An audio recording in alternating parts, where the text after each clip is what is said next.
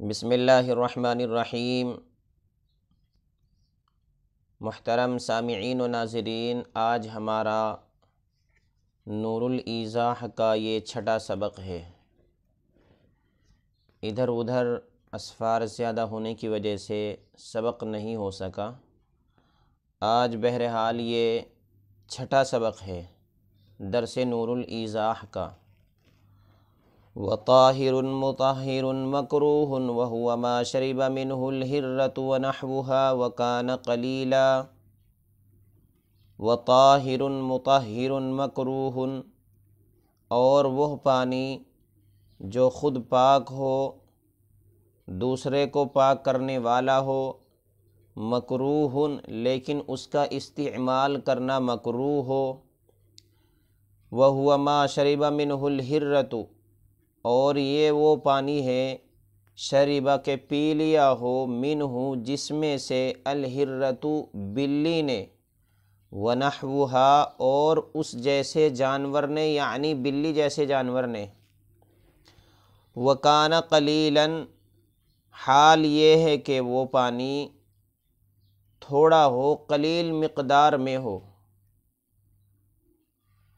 تو اس سے پہلے طہارت اور نجاست کے اعتبار سے پانی کی 5 قسمیں ہیں۔ ان 5 قسموں میں سے صرف میں نے ایک قسم کا بیان کیا ہے۔ آج یہاں سے دوسری قسم کا بیان ہے۔ پہلی قسم تھی طاہر مطہر غیر مکروہ، یعنی جو خود پاک ہو دوسرے کو پاک کرنے والا ہو لیکن اس کا استعمال کرنا مکروہ نہ ہو، بالکل صحیح ہو۔ یہاں سے دوسری قسم کا بیان ہے طاہر مطہر مکروہ، یعنی جو خود پاک ہو دوسرے کو پاک کرنے کی صلاحیت رکھتا ہو لیکن اس کا استعمال کرنا مکروہ ہو۔ ایسا کون سا پانی ہے جس کا استعمال کرنا مکروہ ہے؟ ایسا پانی وہ ہے جس میں سے بلی یا بلی جیسے جسم و جثے کے اعتبار سے بلی جیسے کسی بھی جانور نے پی لیا ہو، جیسے مثلا مرغی ہے، مثلا چوہا ہے، تو بلی جیسے بہرحال کوئی بھی جانور پانی پی لے تو اس جانور کا جھوٹا مکروہ ہے۔ اگر دوسرا غیر مکروہ پانی موجود ہے، مائع مطلق موجود ہے، جو پانی جھوٹا نہیں ہے وہ ہمارے پاس موجود ہے، اور یہ جھوٹا بلی کا جھوٹا، چوہے کا جھوٹا، مرغی کا جھوٹا بھی موجود ہے، تو اب اس جھوٹے پانی کا استعمال کرنا مکروہ تنزیہی ہے۔ اور اگر ہمارے پاس سارا ہی پانی جھوٹا ہے، غیر مکروہ پانی ہمارے پاس ہے ہی نہیں، مائع مطلق ہمارے پاس موجود ہی نہیں ہے، سارا ہی پانی جھوٹا ہے، پھر اس پانی کا استعمال کرنا بلا کراہت صحیح ہے، کوئی حرج نہیں ہے۔ تو تیسری قسم ہے طاہر مطہر مکروہ۔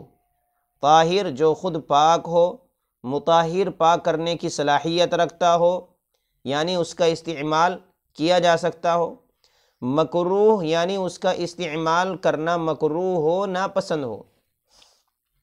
یہ وہ پانی ہے جس میں سے ما شریبہ پی لیا ہو منہ جس میں سے الہرۃ بلی نے یا بلی جیسے جانور نے، لیکن شرط یہ ہے وکان قلیلا، وہ پانی جو جھوٹا کر دیا گیا ہے وہ قلیل مقدار میں ہو، کثیر نہ ہو، زیادہ نہ ہو۔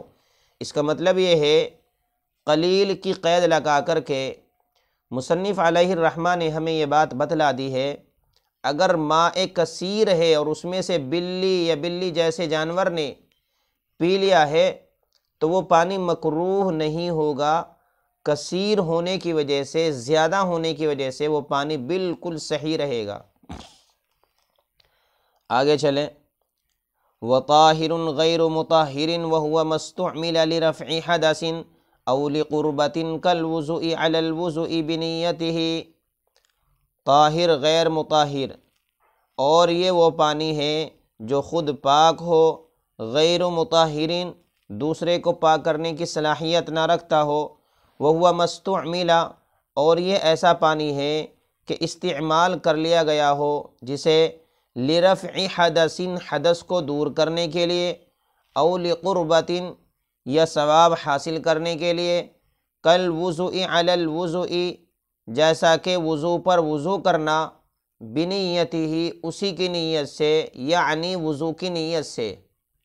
بنیتہ میں ہی ضمیر کا مرجع الوضو ہے، وضو ہے۔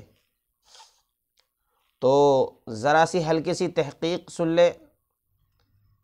رفع حدث کہتے ہیں نجاست حکمی کو ختم کرنا۔ مثلا کوئی آدمی پہلے سے بے وضو ہے تو اس کا وضو کرنا رفع حدث ہے، ناپاکی کو ختم کرنا ہے۔ نجاست حکمی کو ختم کرنے کا نام رفع حدث ہے، حدث کو دور کرنا ہے، ناپاکی کو دور کرنا ہے۔ اسی طریقے سے قربت کے لغوی معنی نزدیکی کے آتے ہیں۔ اصطلاح میں قربت کہا جاتا ہے کہ کسی شخص کا ثواب کی نیت سے پانی استعمال کرنا، اسے قربت کہا جاتا ہے۔ بنیتہ میں ہی ضمیر کا مرجع الوضو ہے۔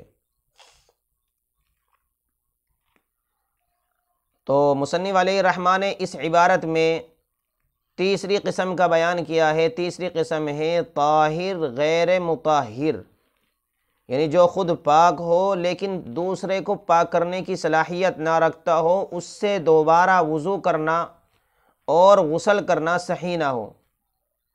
یہ وہ پانی ہے جس کو استعمال کر لیا گیا حدث کو دور کرنے کے لیے۔ مثلا کوئی آدمی بے وضو تھا، بے وضو ہونا بھی ایک اعتبار سے ناپاک ہونا ہے۔ غسل کی حاجت کسی کو ہو جائے بالغ ہونے کے بعد، وہ تو ناپاک ہونا ہی ہے، وہ نجاست حقیقی ہے۔ اور بے وضو ہونا بھی حکمی اعتبار سے ناپاک ہونا ہے۔ تو اگر کسی آدمی نے کسی پانی سے نجاست حکمی کو ختم کر لیا، مثلا پہلے سے بے وضو تھا اور اس پانی سے وضو کر لیا، تو اس استعمال ہوئے پانی کے مستعمل پانی سے اب وضو کرنا دوبارہ یا غسل کرنا صحیح نہیں ہے، اس لیے کہ اس کو پہلے سے کسی ناپاکی کے لیے، ناپاکی کو دور کرنے کے لیے استعمال کر لیا گیا ہے، اس لیے اب اس سے دوبارہ وضو کرنا، غسل کرنا صحیح نہ ہوگا۔ اس لیے مصنف علیہ الرحمٰن نے بیان فرمایا ہے، یعنی طاہر غیر مطہر، جو خود پاک ہو دوسرے کو پاک کرنے کی صلاحیت نہ رکھتا ہو، جو خود پاک ہو دوسرے کو پاک کرنے کی صلاحیت نہ رکھتا ہو، یہ وہ پانی ہے جس کو نجاست حکمی کو دور کرنے کے لیے استعمال کر لیا گیا ہو۔ اب اس پانی سے دوبارہ غسل کرنا، وضو کرنا صحیح نہیں ہے، یاد رکھنے کی ضرورت ہے۔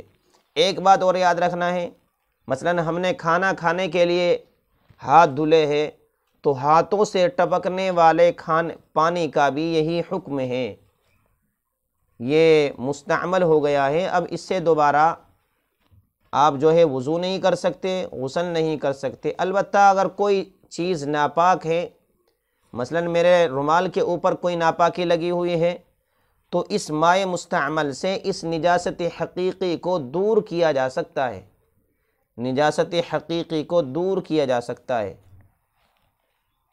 مثلا کپڑا دھویا جا سکتا ہے۔ آگے چلیں، وَيَصِيرُ الْمَاءُ مُسْتَعْمَلًا بِمُجَرَّدِ انفصالہ عن الجسد، سارا یسیر ہونا رہنا، اور ہو جاتا ہے الماء پانی مستعمل بمجرد انفصالہ صرف اس کے بدن سے جدا ہوتے ہی۔ جسدن کے معنی بدن کے آتے ہیں، انفصل ینفصل انفصال، اس کے معنی جدا کرنے کے آتے ہیں۔ تو انفصال ہی میں ہی ضمیر کا مرجع الماء ہے، یعنی الماء، پانی نہیں، بہت سارے حضرات پانی بتاتے ہیں، الماء ہے اس کا مرجع۔ وَيَصِيرُ الْمَاءُ، اور ہو جاتا ہے پانی مستعمل صرف اس کے بدن سے جدا ہوتے ہی، یعنی الماء، پانی کے، الماء کے صرف بدن سے جدا ہوتے ہی وہ مستعمل ہو جاتا ہے۔ اس عبارت میں ایک سوال کا جواب ہے۔ سوال یہ ہے جو پیچھے بتایا گیا کہ مائع مستعمل سے صرف مائع مستعمل جو ہے طاہر ہوتا ہے، غیر مطہر نہیں ہوتا، صرف اس سے نجاست حقیقی کو زائل کیا جا سکتا ہے، ختم کیا جا سکتا ہے۔ اس عبارت میں اسی کا جواب ہے کہ پانی کب مستعمل سمجھا جائے گا، پانی مستعمل کب ہوگا؟ تو مصنف علیہ الرحمٰن نے فرمایا کہ بدن سے وضو کرنے والے کے، غسل کرنے والے کے بدن سے جدا ہوتے ہی پانی مستعمل ہو جائے گا۔ جیسے ہی بدن سے جدا ہوگا فوراً اس پر مستعمل کا حکم لگا دیا جائے گا۔ یہ قول اول ہے۔ ایک دوسرا قول یہ ہے کہ بدن سے جدا ہو کر جب پانی کہیں جگہ پر جا کر ٹھہر جائے تب اس پر مستعمل ہونے کا حکم لگایا جائے گا، لیکن فتویٰ قول ثانی پر نہیں ہے، دوسرے قول پر نہیں ہے، قول اول پر فتویٰ ہے۔ جیسے ہی وضو کرنے والے کے، متوضی کے یا غسل کرنے والے کے بدن سے پانی جیسے ہی جدا ہوگا فوراً اس پر مستعمل ہونے کا حکم لگا دیا جائے گا۔ لیکن مائع مستعمل بھی یاد رکھنے کی ضرورت ہے، پاک ہے، البتہ پاک کرنے کی اس کے اندر صلاحیت نہیں ہے، لیکن وہ پاک ہے۔ یہ اللہ کا کرم ہے کہ اللہ تعالیٰ نے مائع مستعمل کو طاہر بتایا ہے۔ اگر اللہ تعالیٰ اس کو ناپاک بتا دیتے کہ بھئی جیسے ہی پانی بدن سے جدا ہوگا فوراً ناپاک ہو جائے گا تو مشکل مسئلہ ہو جاتا۔ اللہ تعالیٰ کا شکریہ ادا کرنا چاہیے کہ اللہ کا کتنا بڑا کرم ہے کہ اس کے طاہر کہا گیا ہے مائع مستعمل کو، ورنہ وضو کرنا بڑا مشکل کام ہو جاتا۔ جب انسان چہرہ دھوتا ہے تو کپڑوں پر یا سینے وغیرہ پر پانی گر ہی جاتا ہے، اگر ناپاک ہوتا تو کبھی انسان پاک نہیں ہو سکتا تھا۔ بڑا مشکل مسئلہ ہے۔ اللہ تعالی ہم سب کو عمل کرنے کی توفیق عطا فرمائے۔ تو آج کا سبق یہی ہے، پہلے دوسری قسم میں نے بیان کی طاہر مطہر مکروہ، پھر تیسری قسم بیان کی طاہر غیر مطہر، پھر مائع مستعمل بتایا کہ مائع مستعمل کب سمجھا جائے گا۔ انشاءاللہ چوتھی قسم کا اور پانچویں قسم کا بیان ذرا آگے آ رہا ہے، بیچ میں کچھ اور عبارت اور کوئی اور مسئلہ آئے گا۔ تو آج کا سبق یہیں تک ہے۔ اللہ تعالی ہم سب کو کتاب کو صحیح سمجھنے کی اور مسائل کو اچھی طریقے سے ذہن نشی کرنے کی اور پھر امت تک صحیح بات پہنچانے کی توفیق عطا فرمائے۔ السلام علیکم ورحمۃ اللہ وبرکاتہ۔